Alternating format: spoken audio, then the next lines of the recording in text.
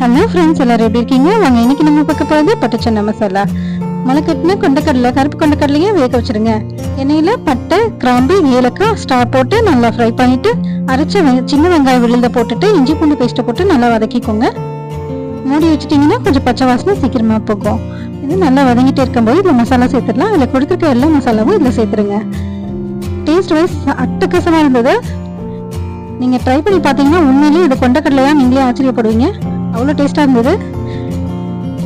பன்னீர் butter masala taste இருந்தது. அரைச்சி தக்காளியை போட்டு நல்லா வதக்கிக்கோங்க.